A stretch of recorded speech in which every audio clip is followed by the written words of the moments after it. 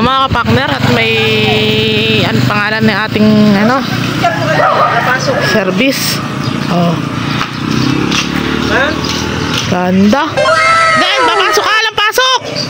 Ano, pasok ko sa puwisi ma'am kagabi. Kapogi. Ah. Pasok. Tingnan. Tingnan. Ay, kapogi talaga ng bata na to. Oh, ay, atid mo daw siya. Oh. A few moments later. Good morning mga ka-partner sa panibagong araw at syempre panibagong vlog tayo. Ngayong araw ay mag-grass cutter tayo dito sa sitawan. Tapos mamaya na yung pagtatastas, puro grass cutter muna. Mag-grass cutter muna tayo dito sa pagitan ng kalamansi at sili. Mamaya na itastas.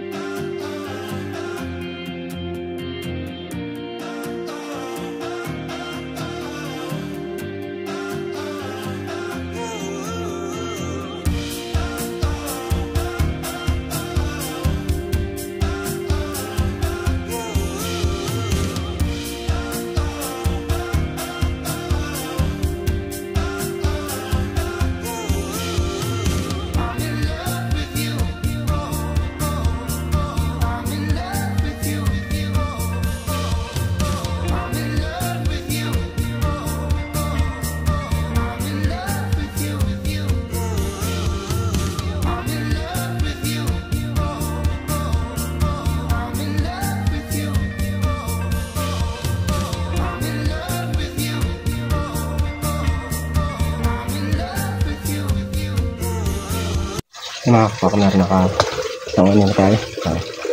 Dayos, nakalahati. Kain lang muna kami agahan. Parang Carlo nag-i-spray dun sa dulo. Sa may Ampatola tsaka sa Silin, Taiwan.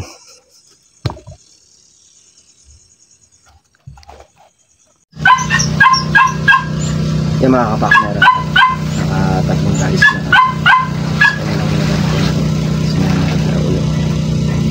sinipal na rin kasi kasi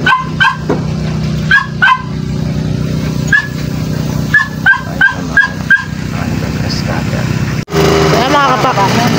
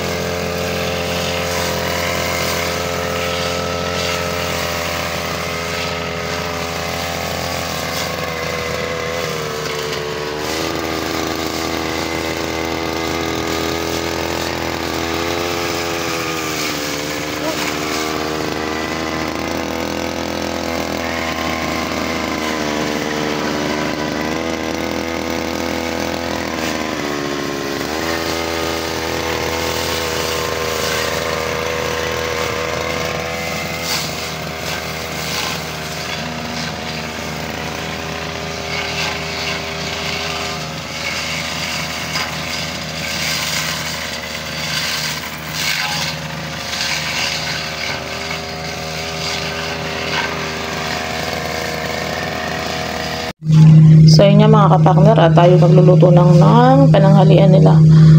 Ang ulam nila ay, dahil Friday ngayon, ay munggo, ginisang munggo. Kaya nagpakuluto tayo ng munggo, gigisa na lang natin. Nakapaghiwa na rin tayo ng bawang, sibuyas, kamatis. Yan, gigisa na lang natin yung munggo. Kuha tayo ng malunggay dito sa gilid para panlagay natin sa munggo. Bali, 4 lang sila dito ngayon. Wala yung dalawa, si Manchaga saka si Makmak, hindi lumusong. Kaya ang nandito lang si Tol Nariel, si Kapakners, si Kuya Mix at si Pareng Carlo. Ayan. Kuha muna tayo saglit ng malunggay dito sa gilid.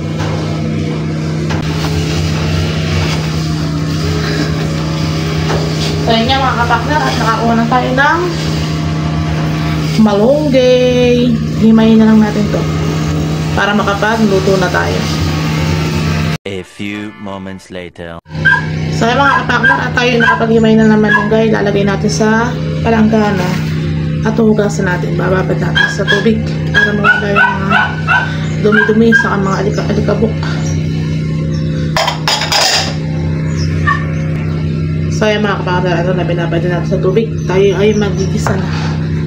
Gisa-gisa. So yan mga kapakners, at tayo ay magigisa na. Bawang sibuyas at kamatis. At kaya yung iba sanayan na yato yung linggo ay munggo. Bawal kumain ng karne. Pero yung pansasahog sa munggo ay baboy din. Tayo ang pansasahog natin ay chicharon. Gisa-gisa tayo ng bawang, sibuyas at kamatis. Tayo ng bawang.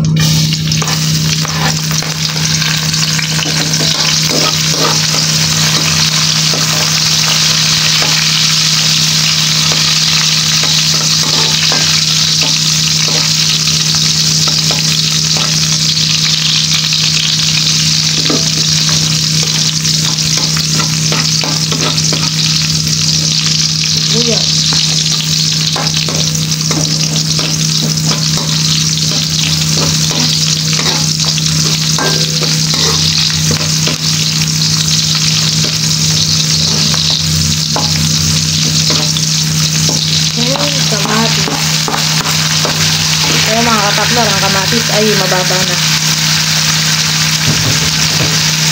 katulad ng dati. Mahal.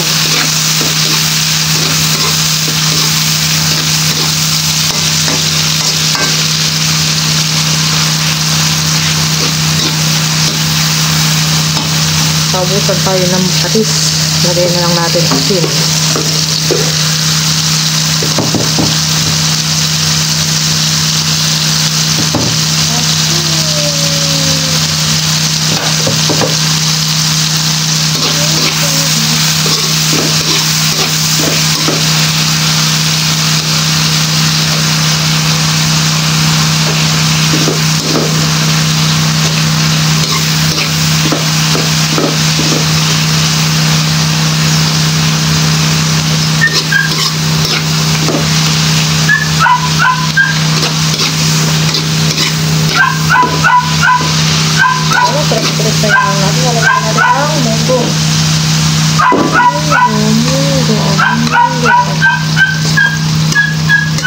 Munggo na muntik na masunog. Gawa ng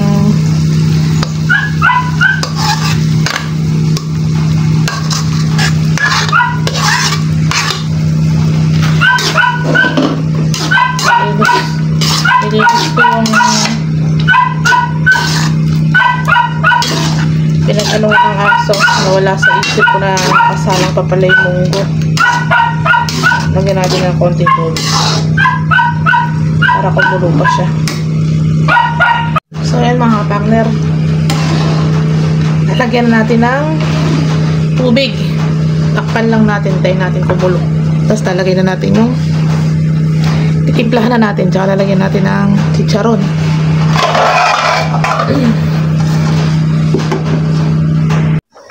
So yan mga partner, at nakulo-kulo na ang ating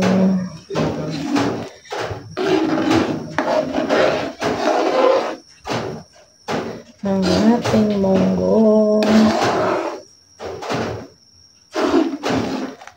Pinta natin.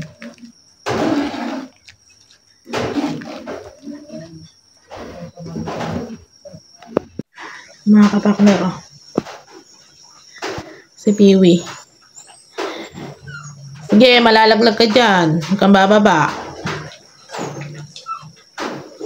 Mahabol siya mga kapakner. Umiiyak. Papakuha. So yung mga kapakner, ilalagay na natin ng chicharon.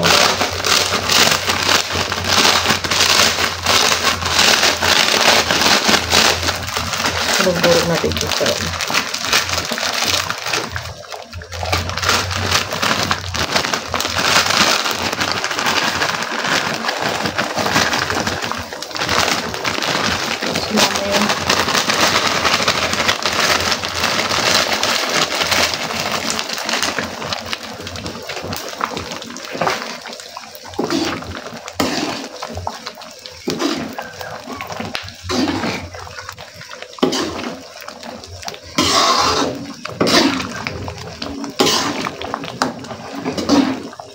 Lagyan natin yung malunggay natin.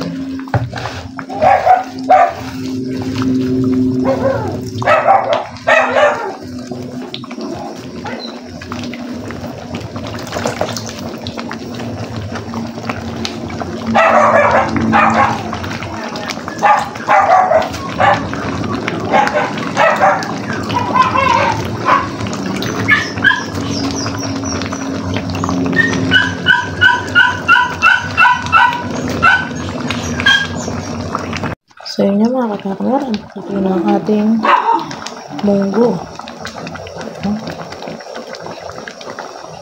Ayan. Ang daming malunggay.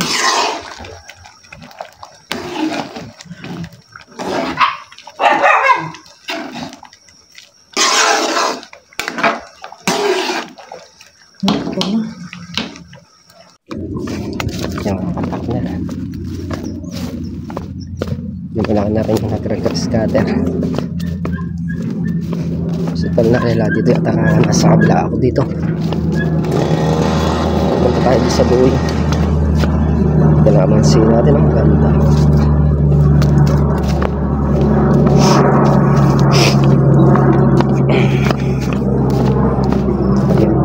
natin grass cutter. Makaano na tayo niyan, ha? 1, 2, 3, 4, 5,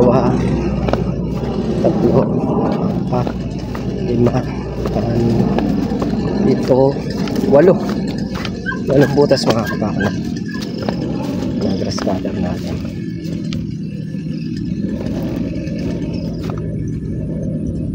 Baka dito na tayo bumaringke niyan para malinis na ang gawin natin. Yan, start na tayo mga kapakla.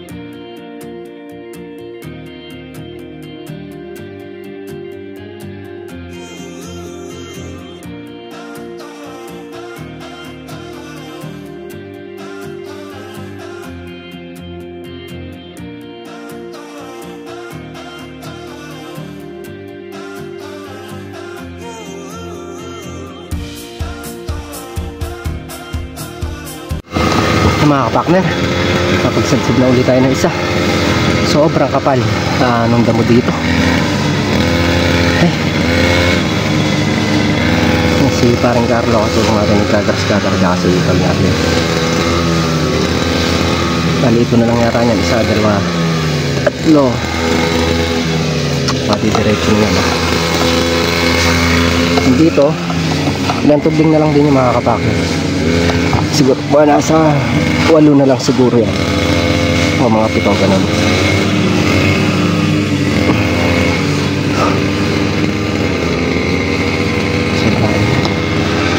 Sinasamantala namin yung araw habang hindi umuulan. kahit mainit nagre-grass cutter tayo kasi mamaya umulan na naman katulad siya hapon na alas 4 lang ng umulan. Ibis niya mag-grass cutter. Pag nayari namin linisan lahat yung mga kapakner, tsaka kami tatastas ng sitaw. Mali mapipitasan pa natin bukas yan. Yung pipitasin natin kung makalimantaan yan, meron tayong panggastos dito sa paglilinis ng sitaw. Pag yung ₱200 yan, pambili ng gas. Yung mga kapakner, nauna nang umalis si Tol Narel. May lalakarin siguro sa Kabyaw. Oras natin mag-aalas 4, mainit pa rin. Nasad-sad natin to kaninang grass cutter natin, nakalahati lang gawa ng sobrang init, kumahon muna. Tapos ito kay parang Carlo. Start na ulit tayo.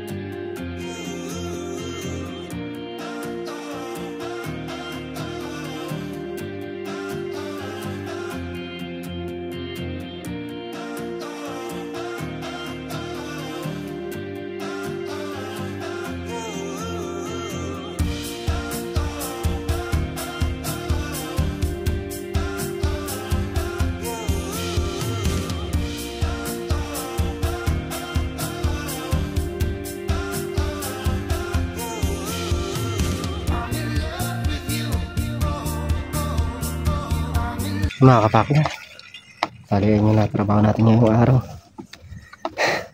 Mag-grass cutter mula doon hanggang dito mga kapakner. Mag-grass cutter natin, malinis na. Tapos ito kaya bali na kanya tayo 12 dayos na grass cutter. Ayun na mga kapakner, as 4 na rin mahigit. Bukas naman ulit, sobrang init. Sinabayan namin yung kainitan kanina sa tuwing hapon niya ay umuulan. Tapos bukas na maga, kung sakali pipitasin namin tong sitaw. para yung bibili-bili ng gas dito na lang natin kinukuha sa bunga ng sitaw na to. Habang nililinis natin siya, hindi muna natin crackers cuterin yung ilalim. Pag nalinis na lahat na ganyan, tsaka na lang tatastasin yung ilalim na sabay tanggal na ng bagay.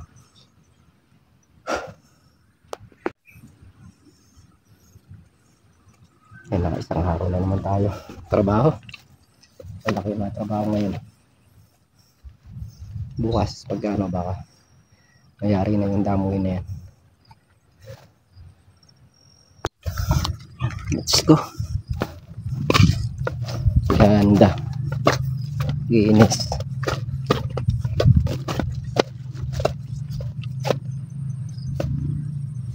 Yan, hanggang doon sa dulo, sadsaran na yan.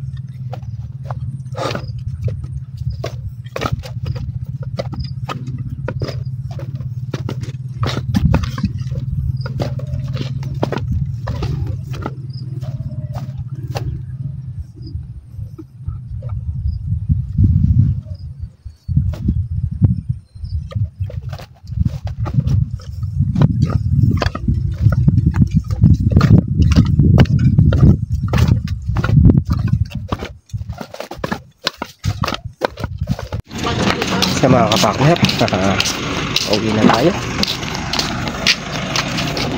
Ikot na natin si Piwi. Ayan ang kalinis. Konti na lang yun. A few moments later. Sa mga kapakner, at dito na nga tayo sa bahay. Ayan, bali yun nga yung nagawa natin. Nakapag-grass cutter tayo ng 12 dayos. Hindi ko kasi sure kung pipitasin bukas yung yung upo. Pero titingnan namin bukas kung pitasin na, baka pumitas na kami. Pero pagka hindi pa pitasin, siguro sa makalawa na, Lunes. May malaki rin yung trabaho natin ngayong araw. Yung mga kapakner, hanggang dito na lang muna yung ating simpleng video. Muli po, thank you po sa patuloy niyo po suporta. Lagi po kayo mag-iingat and God bless. Bye-bye.